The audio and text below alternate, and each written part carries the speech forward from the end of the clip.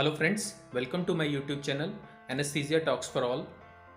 दोस्तों, आज हम बात करेंगे छोटे बच्चों की एक बीमारी के बारे में जो अभी रिसेंटली काफ़ी देखने को मिल रही है और सुनने को मिल रही है, जिसकी वजह से कुछ स्कूल्स को बंद भी कर दिया गया है, खासकर नॉर्थ इंडिया में। मैं बात कर रहा हूँ hand, foot and mouth disease के बारे में। इसके बारे में काफ़ी न्यूज़ में भी आ रहा है और टीवी पे भी काफ़ी आ रहा है, जिसकी वजह से जो पेरेंट्स हैं, खासकर जो छोटे बच्चों के, जैसे 1 से लेकर 5 साल के जो बच्चे हैं, उनके पेरेंट्स काफ़ी ज़्यादा प्रॉब्लम में हैं और उनको बड़ी एंग्जाइटी भी है कि ये क्या बीमारी है, हमारे बच्चों को दिक्कत क्या किस तरीके की हो रही है। तो आज हम इसी के बारे में बात करेंगे। ये डिज़ीज़ किस तरीके से होता है, क्या इसके कारण हैं और कैसे ये स्प्रेड कैसे करता है और हम इससे कैसे प्रिवेंट कर सकते हैं अपने बच्चों को। तो आइए शुरू करते हैं। जैसे मैंने बताया आपको, hand, foot and mouth disease जो है वो यूजली बच्चों की बीमारी है, यानी जो 5 साल से कम एज के बच्चे हैं उनमें यूजली ये प्रेवलेंट होती है। बट किसी किसी केस में जो अडल्ट हैं उनमें भी ये हो सकती है। और दूसरा, ये बीमारी जैसे बहुत कम्युनिकेबल है, वेरी कंटेजियस जिसको बोलते हैं, कि ये अगर कोई भी व्यक्ति अगर इस बीमारी के कांटेक्ट में आता है या कोई और पर्सन कांटेक्ट में आता है तो उससे फैल सकती है। बेसिकली कंटेजियस का मतलब ये होता है कि कांटेक्ट में आने से फैलना। तो ये काफ़ी कंटेजियस है, अगर थोड़ा सा भी कोई कांटेक्ट में आता है तो वो ये बीमारी होने का डर रहता है। हम आगे देखेंगे कि किस तरीके से ये आपस में बच्चों में कैसे ये स्प्रेड हो जाता है। सबसे पहले हम जान लेते हैं कि इसका कारण क्या है, क्यों होती है बीमारी। ये बेसिकली एक वायरल डिजीज़ है। जैसे और भी हमारे पास अभी रिसेंटली आप देख ही रहे हैं कि पहले कोरोना जो केसेस है वो भी एक वायरल डिजीज़ ही थी और अभी भी है, बल्कि उसके केसेस अब कुछ बढ़ भी रहे हैं। तो सिमिलरली उसी तरीके से ये भी एक वायरल डिजीज़ ही है। हाँ, लेकिन ये उतनी उस तरीके से सीवियर नहीं है जितना कोरोना होता है। Hand, foot and mouth disease को जो वायरस करता है वो, उसको हम एंटेरो वायरस फैमिली से बिलोंग करता है। उसको हम कॉक्सैकी वायरस भी बोलते हैं, जो A16 होता है, A6 होता है। ये आप पिक्चर में भी देख पा रहे हैं। तो ये मेनली इसका वायरल जो इलनेस होती है, वायरल डिजीज़ होती है ये, और वायरस ही इसका कॉज होता है। और यूजली आपको पता होगा कि जो वायरल इलनेसेस होती हैं वो यूजली सेल्फ लिमिटिंग होती हैं। आगे शुरू करने से पहले मैं आपको एक डाउट क्लियर कर देता हूँ कि कुछ लोगों को इस डिज़ीज़ से जो कंफ्यूज कर रहे हैं, वो एक और डिज़ीज़ होती है जो कि एनिमल्स में पाई जाती है, जैसे जो काउज होती हैं, बफलोज होती हैं, इनमें पाई जाती है, या हॉर्सेस में होता है। उसको हम बोलते हैं foot and mouth disease, FMD बोलते हैं। ये जो फुट एंड माउथ डिजीज़ है ये टोटली उससे डिफरेंट है। हालांकि अगर आप देखें, नाम से ही जो पता लग रहा है कि जो hand, foot and mouth disease है जो हमारे बच्चों में दिख रही है, उसमें हैंड्स, फुट और माउथ की इन्वॉल्वमेंट होती है। जो एनिमल्स में पाई जाने वाली फुट एंड माउथ डिजीज़ है, उसमें केवल फुट एंड माउथ की इन्वॉल्वमेंट होती है। तो ये क्योंकि नाम थोड़ा सा सिमिलर है, तो कई लोगों को ये भी क्वेरी थी या ये भी डाउट हो रहा था कि भी ये कहीं सेम ही डिजीज़ तो नहीं है, या एनिमल से तो नहीं हो रही है, या जो ये काउज वगैरह या उनका मिल्क पीने की वजह से तो ये हमारे बच्चों में डिजीज़ नहीं हो रही है। तो ऐसा नहीं है, वो डिज़ीज़ अलग है। और ये वाली जो डिज़ीज़ है, ये जो hand, foot and mouth disease है, ये वायरल कॉजिंग डिज़ीज़ है, ये उससे अलग है। अब हम आते हैं कि ये स्प्रेड कैसे होती है, हाउ इट स्प्रेड। ये जो डिज़ीज़ है ये कैसे स्प्रेड होती है। इसमें जैसे ये आप एक पिक्चर में देख पा रहे हैं कि जो सबसे पहले है कि जो वायरल पार्टिकल्स हैं वो किस तरीके से स्प्रेड कर सकते हैं। जैसे रेस्पिरेशन के ज़रिए, यानी ब्रीदिंग के ज़रिए, किसी को कफ हो रही है या अगर वो बच्चा खांसता है, मतलब स्नीज़ करता है, इस तरीके से ये स्प्रेड करता है। दूसरा, जो भी कोई, अगर हम किसी इन्फेक्टेड बच्चे को या उसको हग करते हैं, या उसके जो भी कोई यूटेंसिल्स या उसका झूठा हम खा लेते हैं, या दूसरे बच्चे आपस में शेयर करते हैं, उसकी वजह से भी ऐसे हो सकता है। या कई बार जो बहुत ही छोटे बच्चे होते हैं, 1-2 साल के, जैसे उनके डाइपर्स चेंज करते हैं, और उन्हीं डाइपर्स को चेंज करने के बाद हम जो आइज़ में बिना हैंड वॉश किए हम अपनी आइज़ में या माउथ पे उसको लगा लें, अपने हैंड्स को लगा लें, तो उसकी वजह से भी ये जो स्प्रेड है वो काफ़ी कॉमन है। नेक्स्ट है कि जो जैसे टॉयज़ होते हैं छोटे बच्चों के, या और जहाँ जहाँ उन छोटे बच्चों ने जहाँ जहाँ भी हाथ लगाया है, चाहे टॉयज़ हैं, चाहे रिमोट हैं, या जो डोर नॉब्स हैं, या कहीं पे भी उन्होंने लगाया है, तो उनको आप टच कर रहे हैं, उसके बाद उन्हीं चीज़ों को आप फिर से अपनी आइज़ या माउथ पे ऐसे लगा रहे हैं, तो ये स्प्रेड हो जाता है। बेसिकली जैसे मैंने आपको शुरू में भी बताया था कि ये बहुत ही ज़्यादा कंटेजियस है। इवन टच से, या जो अगर आप उसके ब्रीदिंग के रेस्पिरेशन, जहाँ भी वो इन्फेक्टेड जो बच्चा है उसके साथ खड़े हो जाते हैं, तो उससे भी ये स्प्रेड बहुत कॉमनली हो जाता है। किसी भी तरीके से उसके कांटेक्ट में आने से स्प्रेड हो जाता है। इसीलिए जो ये डे केयर स्कूल्स होते हैं, जहाँ पे बहुत सारे बच्चे इकट्ठे बैठते हैं, या स्कूल्स भी हैं जो छोटे बच्चों के स्कूल्स होते हैं, उनमें इसके स्प्रेड होने के चांसेस, दूसरे बच्चों में स्प्रेड होने के चांसेस बहुत ज़्यादा बढ़ जाते हैं। इसमें मैं आपको एक पॉइंट ऐड करना चाहूँगा कि जैसे कुछ बच्चे आजकल गर्मियों में स्विमिंग पूल में जाते हैं, स्विमिंग भी करते हैं। तो ऐसे बच्चे अगर जब आप स्विमिंग करते हो तो वो कुछ पानी वो स्वॉलो भी करते हैं और उसको फिर कई बार वाटर को बाहर भी निकाल देते हैं। तो अगर ऐसे में कोई इन्फेक्टेड बच्चा है तो उसमें भी कई बार चांस हो सकते हैं कि ये जो बीमारी अगर उसको है तो वो दूसरे बाकी बच्चों को स्प्रेड हो जाए। हालांकि चांसेस कम है, क्योंकि जो पानी स्विमिंग पूल वाला वाटर होता है वो यूजली क्लोरीनेटेड वाटर होता है, उसमें इन्फेक्शन होने के चांसेस कम होते हैं। बट इस चीज़ को रूल आउट नहीं कर सकते कि ऐसा नहीं हो सकता बिल्कुल ही।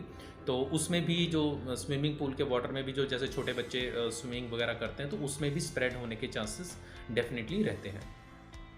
Coming on to the symptoms बहुत इंपॉर्टेंट है, बल्कि अगर आप ये जब सिम्टम्स सुनेंगे या पढ़ेंगे तो आपको ये लगेगा कि ये सिम्टम्स तो हमारे बच्चों को पहले भी होके हटे हैं और ये बड़े कॉमन सिम्टम्स हैं, ये होते रहते हैं। ठीक है, तो इसमें क्या है कि आपको थोड़ा सा क्लासीफाई करना है या खुद थोड़ा सा समझना है, या जो भी आप फिजिशियन या मेडिकल डॉक्टर से या पीडियाट्रिशियन से बात करते हैं तो वो उसको अलग करते हैं उन सिम्टम्स को कि ये रूटीन वाले सिम्टम्स हैं या ये hand foot and mouth disease के सिम्टम्स हैं। तो जैसे मैं आपको बताता हूँ कि सबसे पहले इसमें मोस्ट कॉमन जो सिम्टम है वो फीवर आता है।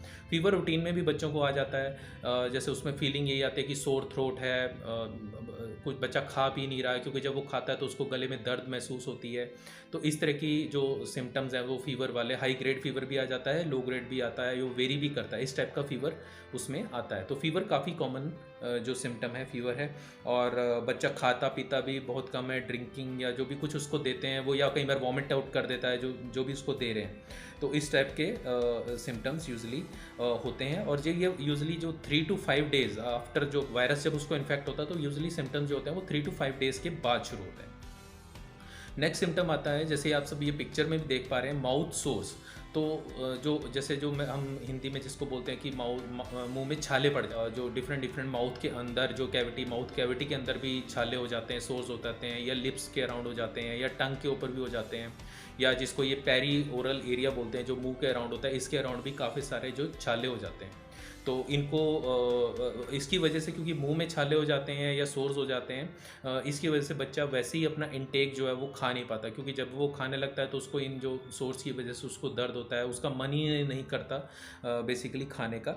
और इन सोर्स की वजह से जो सलाइवा फॉर्मेशन है मुंह के अंदर वो भी बहुत ज़्यादा बढ़ जाती है। तो ऐसा लगता है कि जो खासकर छोटे बच्चे हैं उनके मुंह से जो सलाइवा वो निकलता ही रहता है। तो ये भी एक फीचर है। ये फीचर थोड़ा सा रूटीन जो वायरल डिजीज़ है, रूटीन में जो वायरल हमारे बच्चों को कई बार हो जाता है, उनसे थोड़ा सा डिफरेंट है, क्योंकि उसमें इतना सलाइवा फॉर्मेशन नहीं होता है जितना इसमें सोर्स की वजह से फॉर्मेशन हो जाता है। नेक्स्ट सिम्टम है स्किन रैशेज यूजली जैसे हैंड्स पे होते हैं या फीट के ऊपर हो जाते हैं, ये डिफरेंट हो जाते हैं। और जब ये रैश हो जाते हैं फिर नेक्स्ट स्टेज हो जाती है ब्लिस्टर फॉर्मेशन, जिसको वो छोटे छोटे पैप्यूल से बन जाते हैं। तो उन पैप्यूल्स को हमने ऐसे नहीं करना कि उनको हम कुरेदने लग जाएं, या छोटे बच्चों की आदत होती है कि उनको खरोचने लग जाते हैं, तो ऐसा नहीं करना, क्योंकि जो वो पैप्यूल्स होते हैं या जो रैशेज होते हैं, ब्लिस्टर जो होते हैं बेसिकली, उसके अंदर जो फ्लूइड होता है उसके अंदर वायरल कंटेंट होता है। तो अगर हम उसको कुरेदेंगे या खरोचेंगे तो उससे भी वायरल जो स्प्रेड होने के चांसेस बहुत ज़्यादा बढ़ जाते हैं। तो इनको जो ब्लिस्टर्स होते हैं इनको हमें क्लीन रखना है, इनको छेड़ना नहीं है बेसिकली, और इनको टच भी नहीं करना है। तो ये जो मेन सिम्टम्स हैं, ये जो फीवर हो गया और माउथ रैश हो गया, माउथ सोर्स हो गया, और ये रैशेज जो फुट के ऊपर, पैरों के ऊपर और हाथों के ऊपर जो रैशेज होते हैं, ये मेन इसके सिम्टम्स होते हैं। Coming on to the complications, कि जब ये डिजीज़ हो गई है तो इसकी क्या कोई कॉम्प्लिकेशंस हो सकती हैं या नहीं हो सकती। देखिए, मैंने जैसे आपको शुरू में बताया कि जो मोस्टली वायरल डिजीज़ेज़ होती हैं वो सेल्फ लिमिटिंग होती हैं। कोरोना में भी आपने देखा होगा कि बहुत सारे लोगों को जो फीवर है या जो भी सिम्टम्स आए वो अपने आप से कुछ रूटीन मेडिकेशन लेके अपने आप से सबसाइड कर गए। कुछ ही लोग थे या कुछ जिनको प्रॉब्लम्स थी, कोमॉर्बिड कंडीशंस थी, जिनको कोई और बीमारियां साथ में थी, वो थोड़ा कॉम्प्लिकेटेड स्टेज पे पहुंचे, या जिनकी बाद में जाके दिक्कत भी हो गई। तो लेकिन इसमें यूजली ऐसा नहीं है, ये सेल्फ लिमिटिंग है। यूजली 7 to 10 डेज़ में ये इसके सिम्टम्स सबसाइड होने शुरू हो जाते हैं। लेकिन फिर भी कुछ ही केसेस हैं जो मेडिकल लिटरेचर में रिपोर्टेड हैं जिनमें कॉम्प्लिकेशंस हुई हैं। वो क्या क्या कॉम्प्लिकेशंस हो सकती हैं, जैसे डिहाइड्रेशन, क्योंकि बच्चा खुद भी उसका इंटेक नहीं होता और खाता भी नहीं है, पीता भी नहीं है, तो जिससे डिहाइड्रेशन हो जाती है, तो उसकी वजह से भी बच्चे को दिक्कत हो सकती है। फिर एक क्वेश्चन एक जो कॉम्प्लिकेशन है वो है कि फिंगर नेल या जो टो नेल है, नेल के ऊपर अगर इन्फेक्शन हो जाती है, जैसे मैंने आपको बताया कि रैशेज़ हो जाते हैं, वो रैशेज़ जाके जो नेल्स हैं, फिंगर नेल्स या टो नेल्स के ऊपर जाके इन्फेक्ट कर जाते हैं, तो वो नेल्स ही निकल जाते हैं, बिल्कुल ख़राब हो जाते हैं नेल्स बच्चों के। एक और इन्फेक्शन होती है मेनिंजाइटिस। ये भी वायरल मेनिंजाइटिस ही होती है बेसिकली, जो वायरस है, वायरल डिजीज़ है, उससे कई बार जो ब्रेन में प्रॉब्लम हो जाती है, ब्रेन की इन्फेक्शन हो जाती है, उसको हम मेनिंजाइटिस बोलते हैं या इंसेफेलाइटिस भी बोलते हैं। और अगर ऐसा हो जाता है तो उसमें बॉडी के पैरालाइज होने के चांसेस भी बढ़ जाते हैं। ये कॉम्प्लिकेशन रिपोर्टेड हैं, हालांकि बहुत रेयरली होती हैं, तो लेकिन फिर भी ये कुछ एक केसेस है ऐसे रिपोर्टेड हैं। Coming on to the treatment aspect, देखिए इसमें सबसे इंपॉर्टेंट चीज़ ये है कि अगर आपको इस तरह के कोई भी सिम्टम्स लगते हैं, खासकर रैशेज़ वाले और जो ये माउथ कैविटी के जो सोर्स हैं या छाले जिनको बोलते हैं, ये सब दिखते हैं, तो आपको डेफिनेटली कंसर्न जो पीडियाट्रिशियन है या जो भी फिजिशियन है उनको आपको कंसल्ट करना चाहिए। इसको खुद से आप ये ना सोचें कि खुद से हम ट्रीटमेंट ले लेंगे या खुद से कोई फीवर की मेडिसिन ले लेंगे, पैरासीटामोल, ऐसा नहीं है। आपको डेफिनेटली कंसल्ट करना चाहिए, क्योंकि जो पीडियाट्रिशियन है या जो भी फिजिशियन है वो आपका ओवरऑल बच्चे का असेसमेंट करेंगे कि बच्चा कहीं डिहाइड्रेटेड तो नहीं है या उसको ड्रिप की आवश्यकता तो नहीं है। कई बार क्या होता है कि बच्चा खाना खाता पीता नहीं है तो डिहाइड्रेटेड हो जाता है, तो उसको आईवी ड्रिप लगवानी पड़ जाती है। तो वो असेसमेंट आप खुद घर बैठे नहीं कर पाएंगे, आपको डेफिनेटली एक जो मेडिकल प्रोफेशनल है उसकी हेल्प लेनी चाहिए, उसको चेकअप करवाना चाहिए। यूजुअली इसके सिम्टम्स जो हैं वो 7 to 10 डेज़ में सबसाइड कर जाते हैं। इसमें जो ट्रीटमेंट देना रहता है वो सिम्टोमेटिक ट्रीटमेंट होता है, जैसे फीवर है या जो माउथ सोर्स हैं या पेन हो रहा है, तो उस हिसाब से उसको सिम्टम देना होता है, सिम्टोमेटिक ट्रीटमेंट देना होता है, और डिहाइड्रेशन को बेसिकली प्रिवेंट करना होता है। जो बच्चा थोड़ा बहुत खा पी रहा होता है उसमें यही सजेस्ट किया जाता है कि जितना इसको लिक्विड डाइट दी जाए, क्योंकि अगर वो सॉलिड डाइट लेता है तो उसको पेन होती है, तो उसमें यही सजेस्ट किया जाता है कि उसको लिक्विड डाइट जितनी दी जा सके ताकि उसकी डिहाइड्रेशन ना हो। और अगर आपको कोई उससे ज़्यादा कॉम्प्लिकेशन होती है तो डेफिनेटली आपको मेडिकल प्रोफेशनल से कंसल्ट करना चाहिए। Coming on to the prevention, कि हम ये जो डिज़ीज़ है इससे कैसे बच सकते हैं, कैसे अपने बच्चों को प्रिवेंट कर सकते हैं। इसमें ट्राइड एंड टेस्टेड मेथड है, ट्राइड एंड टेस्टेड फार्मूला है, जो आपको हर बार बोला भी जाता है, या पहले भी आपको डिफरेंट डिजीज़ के बारे में बोला गया, सेम ही फार्मूला है, wash your hands, wash your hands. ये बहुत ही जिसे कहते हैं कारगर फार्मूला है। कोई भी डिजीज़ हो, मैं not only foot and mouth जो ये या hand foot and mouth disease की बात नहीं मैं कर रहा, ये ऑलमोस्ट हर बीमारी के लिए, खासकर छोटे बच्चों की, उसमें आपको वॉश योर हैंड्स उन एटलीस्ट फॉर 20 सेकेंड्स आपको अपने हैंड वॉश सोप से करने हैं। और ये बहुत इंपॉर्टेंट है। जैसे कभी भी आपने छोटे बच्चों को, आप जैसे कोई बच्चा अगर डे केयर में गया है, वहाँ से आया, उसको जैसे ही वो वापस आता है उसके हैंड्स और फेस सारा अच्छे से वॉश किया जाए। या जब भी आप छोटे बच्चों के डायपर्स वगैरह चेंज कर रहे हैं या कुछ भी उसको क्लीन कर रहे हैं, तब भी आप अपने भी हैंड्स को अच्छे से वॉश करें फॉर एटलीस्ट 20 सेकेंड्स। और जब भी कुछ जैसे आपने नोज़ ब्लो किया है या कुछ भी स्नीजिंग कर रहे हो, खांसी कर रहे हो, कुछ भी कर रहे हो, तभी आपने अपना हैंड माउथ के ऊपर रखना है या जो हैंडकरचीफ रखना है, उसके बाद उसको वॉश भी करना है। साथ के साथ आपने अवॉइड करना है कि जो सिक लोगों के साथ अगर कांटेक्ट अगर आपका, खासकर छोटे बच्चों का, अगर आपके घर में कोई बुज़ुर्ग है जो थोड़ा बीमार है, उनसे आप छोटे बच्चों को थोड़ा सा दूर रखिए, क्योंकि जो छोटे बच्चे होते हैं उनमें इन्फेक्शन कैच करना थोड़ा सा ज़्यादा ईजी हो जाता है, इसलिए उनको थोड़ा उनसे दूर रखना चाहिए। नेक्स्ट है क्लीन एंड डिसइंफेक्ट, मतलब जो भी बच्चे टॉयज़ यूज़ कर रहे हैं या जैसे डोर नॉब्स बार बार डोर्स को खोलते हैं, उनको खासकर जैसे जो डे केयर में बच्चे पढ़ते हैं, वहाँ पे डे केयर के या स्कूल के जो अथॉरिटीज़ होती हैं, उनको ये इंश्योर करना चाहिए कि जो अपने डेस्क हैं या जो भी बच्चों ने खिलौने यूज़ किए हैं, उनको क्लास ख़त्म होने के बाद अच्छे से डिसइंफेक्ट किया जाए, क्लीन किया जाए, जिस भी तरीके से, चाहे वॉश करके, चाहे जो भी वो अगर स्पिरिट या स्टेरिलियम यूज़ करके, उस तरीके से उनको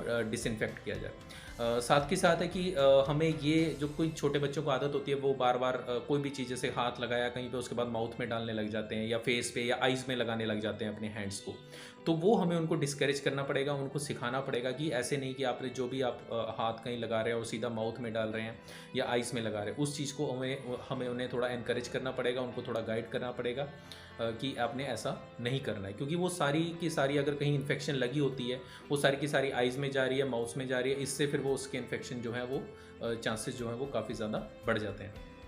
तो फ्रेंड्स, ये थे hand foot and mouth disease के बारे में कुछ ब्रीफ इन्फॉर्मेशन। इससे रिलेटेड यदि आपकी कोई डाउट या कोई क्वेरी हो तो आप प्लीज़ कमेंट सेक्शन में ज़रूर लिखें और मेरे चैनल को सब्सक्राइब करना ना भूलें। आपका बहुत बहुत धन्यवाद।